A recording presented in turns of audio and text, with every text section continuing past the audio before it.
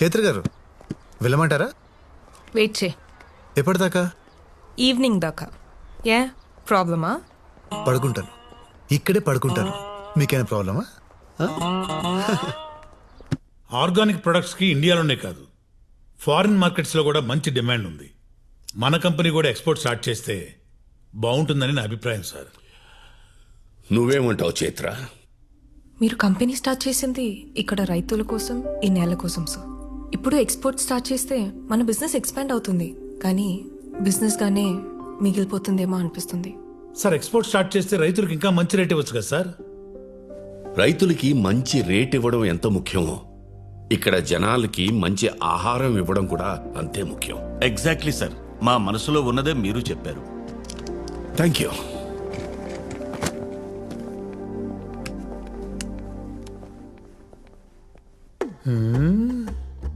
మీరు మామూలు కదయ్యా, మనం అందరం కలిసే కదా అనుకున్నాం. ఇప్పుడు ఆయన మాట్లాడగానే రూట్ మార్చేశారు. నువ్వు మాత్రం అందరి అభిప్రాయాన్ని నీ అభిప్రాయంలాగా చెప్పలేదా? సర్లే, రేపు ఆయన సీఈఓగా ఎవరి పేరు అనౌన్స్ చేసినా గొడవ చేయకుండా సపోర్ట్ చేసి ఎవరి షేరు వాళ్ళు తీసేసుకుందాం. ఆయన ఖచ్చితంగా మనలో ఎవరినో ఒకరిని సీఈఓని చేస్తాడంటారా? ఆయనకు వేరే ఆప్షనే లేదు. అయినా ఆయనకి మనకంటే మంచి పని వాళ్ళు ఎవరు దొరుకుతారు?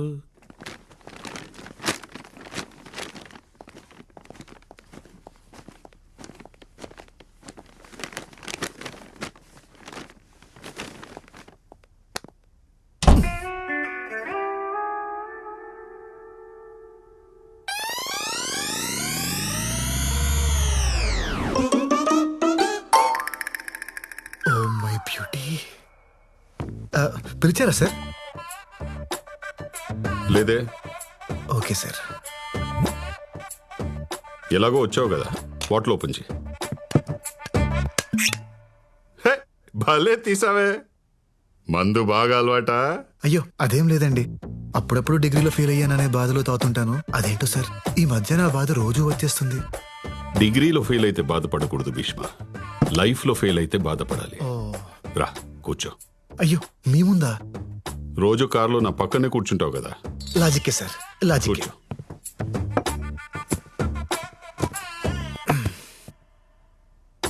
పెగ్గే, నాది చాలా discipline lifestyle Bheeshma. Morning 2 eggs, evening 2 pegs, night 2 legs. Sir chicken legs అన్నానయ్యా, ప్రోటీన్స్. Okay okay sir. నువ్వే వద్దులేండి సార్, నేను మందు తాగితే నాకు మీమ్స్ వస్తాయి. అవునా? వేసి చెప్పు.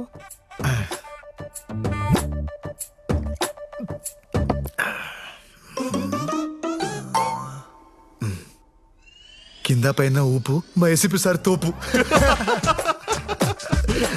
బాగుందయ్యా, ఇంకోటి చెప్పు. 1 minute సార్, ఐస్ క్యూబ్స్ తీసుకో. తీసుకురా వెళ్ళు. ఫస్ట్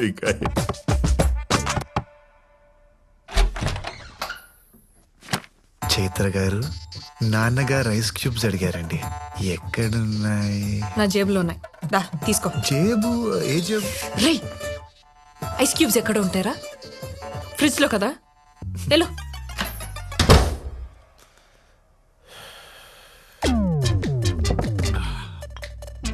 ఐస్ ఎక్కడ? దారిలో జలుబు చేస్తుందేమో అని డౌట్ వచ్చి వెనక్కి వచ్చాను సార్. ఈసారి ఊపడాలు కాకుండా ఏదైనా పవర్ఫుల్ గా చెప్పు. పవర్ఫుల్ గా అంటే హీరో హోండా స్ప్లెండర్. ఆ, ఏంటే ఆ. హీరో హోండా స్ప్లెండర్, మా ACP sir thunder. Super timing sir. మందు తాగేటప్పుడు ఇలాంటి ఎంటర్టైన్మెంట్ మిస్ అయ్యానరా. ఇంకా చెప్పు. 1 minute సార్, సోడా తీసుకొస్తా. తాగు. తీసుకో సార్. చెప్పు. చిప్స్ తీసుకో. థండర్.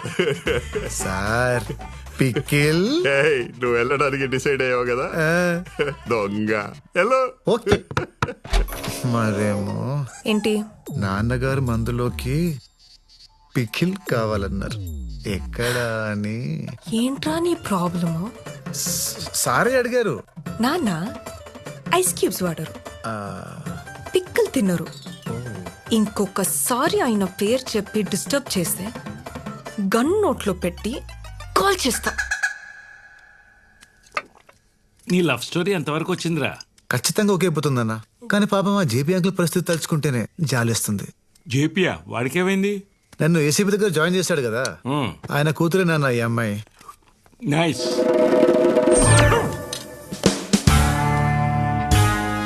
ఏసీపీ అంటే వాడేనే నా క్లాస్మేట్, గుర్తుందా? చిన్నప్పుడు వీడు వాళ్ళ అమ్మాయిని ముట్టుకున్నాడని గొడవపడి అంత రచ్చ చేశాడు, కొట్టుకు సత్యం. ఇప్పుడు ఈ విషయం తెలిస్తే ఏమవుతుందో అని భయంగా ఉంది.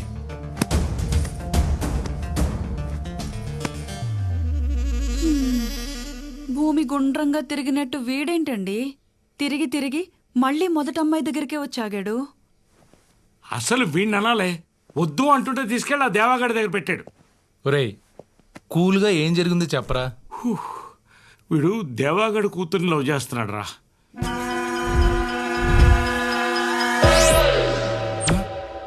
Cool. Today we all are here to discuss about what should be the future of Indian farming. అది కెమికల్ ఫార్మింగ్ లేదా ఆర్గానిక్ ఫార్మింగ్? ఈ విషయంపై మాట్లాడడానికి ఈ రోజు మన ముందున్నారు ప్రోగ్రామ్ అయిపోతుంది. Field science MD mister Raghavan గారు, అలాగే భీష్మ ఆర్గానిక్స్ ఎండి శ్రీ భీష్మ గారు. ఈ రోజు వారి మాటల్లో chemical farming and organic farming కి సంబంధించిన ఎన్నో ఇంట్రెస్టింగ్ విషయాలను తెలుసుకుందాం. హే పర్విల్ భయ్యా, నువ్వేంటి ఇక్కడ? ఆ విషయం నేను అడగలరా? ఆయన నువ్వేంటి ఇక్కడ? షో కోసం వచ్చా? షో కోసం నేను ఎందుకు వస్తాను భయ్యా? ఆ అమ్మాయి కోసం వచ్చాను. బాగుంది కదా భయ్యా? నువ్వు ఈ విత్తనాలు చల్లడం ఆపవారా? నువ్వు చేసిన పనికి నా జాబ్ పోయి నా క్వాలిఫికేషన్ కంటే తక్కువ నేను జాబ్ తీసుకొని ఫీల్డ్ సైన్స్ కంపెనీలో జాయిన్ అయ్యా. ఏం పంట వేసావు పెద్దనా? మిర్చి వేశానయ్యా. ఎరువులు వేసావా లేక దేవుడి మీద భారం వేసావా? మీ కంపెనీ ఎరువే వాడానయ్యా. చేతి నిండా పంటొచ్చింది. చాలా సంతోషం అయ్యా. మనం ఏం చేసినా రైతుల సంతోషం గురించే కదా భీష్మ గారు. ఇంతకంటే ఏం కావాలి? సంతోషం అంటే మనం కట్టుకునే బట్టల్లోనో నోట్ల కట్టల్లోనో ఉండదు. సంతోషం అంటే ఆరోగ్యం. సంతోషం అంటే మన తరాల్ని చూడడం. ఎంతకాలం మొక్కలకి మందు కొట్టి ఆరోగ్యాన్ని తాకట్టు పెట్టి ప్రకృతిని నాశనం చేస్తాం. మీరు మంచి మాటకారి సార్. ఇలాంటి మాటలు చెప్పే కదా కొన్ని వేల మంది రైతుల్ని మార్చేశారు. ఇప్పటికే జాంబియా, ఇథియోపియా లాంటి 10 దేశాలు ఆకలి చావులు చేస్తున్నాయి. అక్కడ స్విగ్గీ లేదా? డబ్బులు లేవు. పెరుగుతున్న జనాభా ప్రకారం 2050కి దేశంలో పండించే పంట కేవలం 40% ప్రజలకే కడుపు నింపగలదు. దీన్ని తట్టుకోవాలంటే కొత్త జెనెటిక్ చేంజెస్ రావాలి. అడ్వాన్స్ కెమికల్స్ రైతులకి అందుబాటులోకి రావాలి. ఇవి పట్టించుకోకుండా ఆర్గానిక్, ఆనందం అంటూ ఈ చందమామ కథలు చెప్తారేంటి సార్?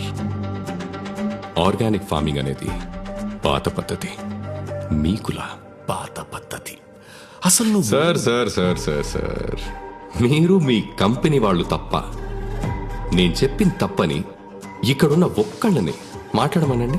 మీ ఆర్గానిక్ ఫార్మింగ్ గురించి అందరికీ తెలుసని నమ్ముతా.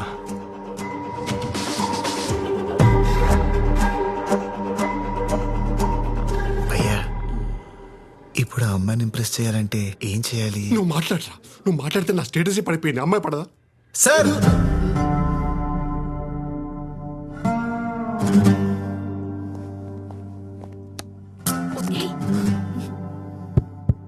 Check check. ఏంటి ఇప్పుడు పాట పాడతాడా? మీరు చెప్పింది కరెక్టే సార్. బయట వరకు ఆర్గానిక్ ఫార్మింగ్ గురించి పెద్దగా తెలియదు. జాంబియా, ఇథియోపియా లాంటి దేశాల్లో ఆకలి చావులతో చేస్తున్నారనే విషయం కూడా చాలా మందికి తెలియదు సార్. సార్, మీరు కెమికల్స్ ద్వారా ప్రొడక్షన్ పెంచాలని చూస్తున్నారు కదా, మరి మీరెందుకు ఆ దేశాల్లో కంపెనీని స్టార్ట్ చేయలేదు? ఆకలి చావుల నుండి వాళ్ళని కాపాడు ఉండేవాళ్ళు కదా. కానీ మీరు చేయరు. ఎందుకో చెప్పనా? దానికి 2 కారణాలు. ఒకటి డబ్బు. అవి పూర్ కంట్రీస్, అక్కడ మీరు డబ్బు చేసుకోలేరు. రెండోది మట్టి. మన దేశంలో ఉన్న సారవంతమైన మట్టి ఆ దేశాల్లో లేదు. సార్, మట్టి సరిగ్గా లేనప్పుడు ఎన్ని ప్రొడక్ట్స్ వాడితే ఏంటి? ఎందుకంటే మొక్క పెరిగేది మట్టిలో, మీ ప్రొడక్ట్స్ లో కాదు. యాక్చువల్లీ సార్, మీరు మాట్లాడమన్నారు, మాట్లాడుతుంటే డిస్టర్బ్ చేస్తున్నారు. మీరు దేవుడిని నమ్ముతారా? చెప్పండి సార్. యా. అర్రే, టెక్నాలజీ ఇంత పెరిగినా ఇంకా పాత దేవుణ్ణి నమ్ముతున్నారా? మరి పాతకాలం నుంచి ఉన్న ఆర్గానిక్ ఫార్మింగ్ చేస్తే తప్పేంటి సార్?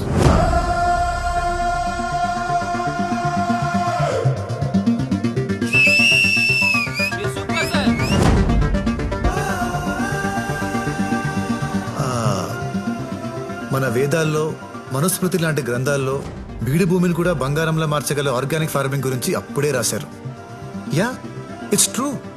దాన్ని కరెక్ట్గా ఫాలో అయితే వ్యవసాయానికి, భూమికి ఎలాంటి కెమికల్ అవసరం లేదు. ప్రకృతికి మనిషి అవసరం లేదు. కానీ ప్రకృతిలో ఉన్న ప్రతి అణువు మనిషికి చాలా అవసరం. దయచేసి మీ కెమికల్స్ వాటిని నాశనం చేయకండి. From here and there, my friend MSc agriculture gold medalist mister Parimal భయ్య గారు కంటిన్యూ చేస్తారు. Thank you.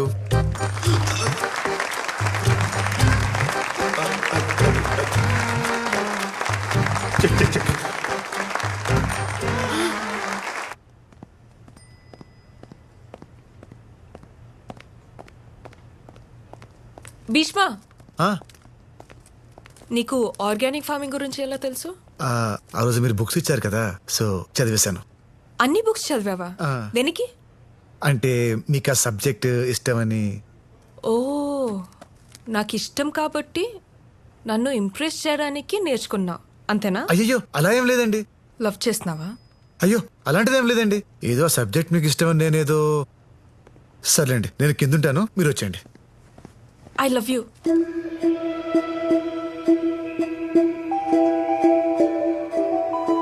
I love you. ఏ అమ్మాయి అయినా ఇష్టపడాలంటే అద్భుతం జరగక్కర్లేదు. ఒక అభిప్రాయం క్రియేట్ అయితే చాలు. అలాంటి అభిప్రాయం నిన్ను చూడకముందే కలిగింది. హలో నానా, నా కార్ ఆగిపోయింది.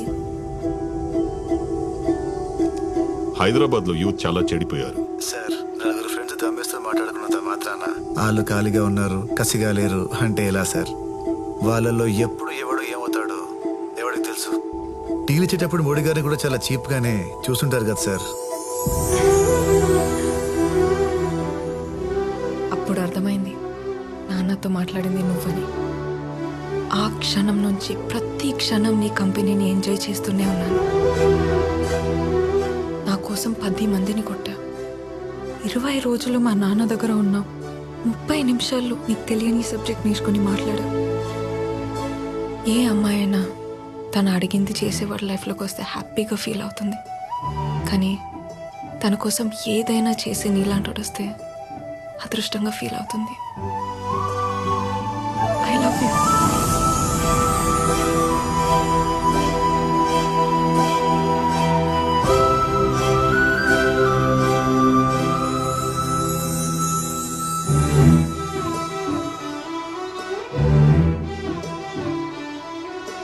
వదలవా?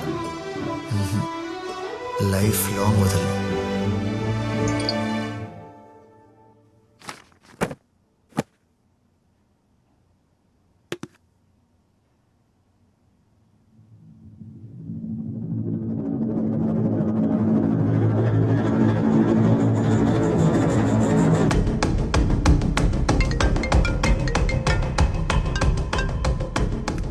హలో సార్, ఓ కేసు పని మీద న్యూస్ ఛానల్కి వస్తే చైత్ర మేడం అలా కనిపించారు సార్.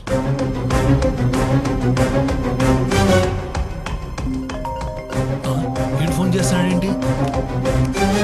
అమ్మో, నేను ఎత్తాను.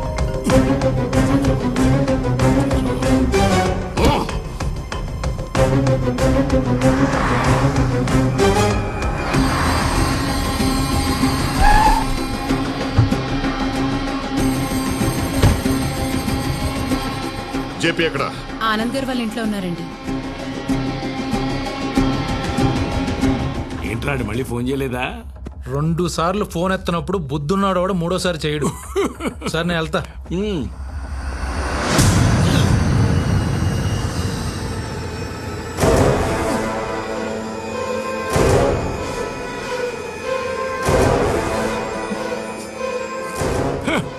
ఏమిట్రా అక్కడే ఆగిపోయావు?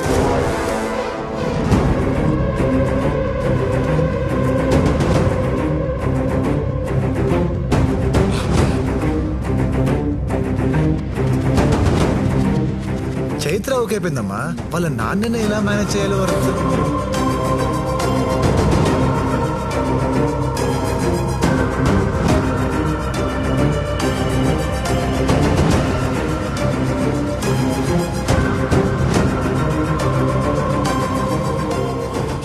చిన్నప్పుడు నా కూతురు జోలికొస్తే తిట్టానని పగపట్టి నీ కొడుకుని నా కూతురు మీదకి పంపావా? ఇదంతా నువ్వు ఎగ్జిక్యూట్ చేస్తున్నావా చెప్పి? అది కదరా నా మాట. వాడి మొహం చూస్తేనే నాకు నచ్చదు. అలాంటిది వాడి కొడుకుని నా అల్లుడుగా చేసుకుంటానని ఎలా అనుకున్నావు? సార్ చిన్నప్పుడు ఏం జరిగిందో నాకు గుర్తులేదు, కానీ చైత్ర అంటే నిజంగా నాకు చాలా ఇష్టం సార్. ఏంట్రా ఏంట్రా చాలా ఇష్టం? నువ్వేంటి, నీ బతుకేంటి? ఆనందం అంటే నచ్చినట్టుండడం అని ఏది సాధించకుండా ఖాళీగా మిగిలిపోయిన వేస్ట్ రా వీడు. వీడి కడుపున పుట్టిన వేస్ట్వి నువ్వు. రే ఏంట్రా చూపు? నా కూతురు కావాల్సి వచ్చిందా? తన రేంజ్ ఏంటో తెలుసారా నీకు? ఏసీపీ కూతురు అయింది కూడా ఏ రికమెండేషన్ లేకుండా భీష్మ ఆర్గానిక్స్ కంపెనీలో టాప్ పొజిషన్లో ఉంది. She is an independent women. నువ్వు డిగ్రీ కూడా పాస్ అవ్వని పొరంబోకు. అది పని చేసే కంపెనీలో వాచ్మెన్ గా కూడా పనికిరావు నువ్వు. నీకెందుకు రా? అబ్బా ఏమన్నావు? వాడు వాచ్మ్యాన్ గా పనికిరాడా? వాచ్మ్యాన్ గా పనిచేయాల్సిన కర్మ వాడికేంట్రా? ఆ కంపెనీ వారసుడే వాడైతే.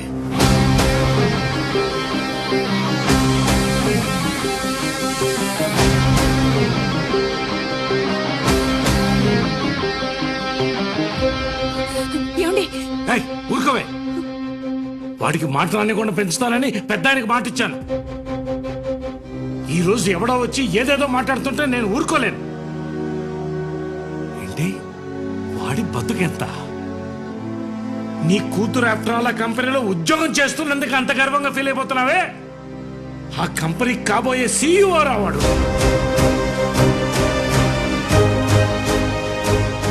Bhishma organic company chairman Bheeshma గారి ఒక్క మనవడు.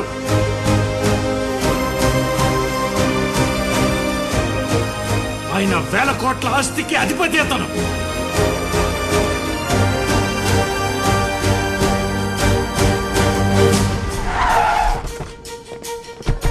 సార్ అంత పెద్ద కంపెనీకి కాబోయే సీఈఓ మీరు ఎలా ఫీల్ అవుతున్నారు సార్?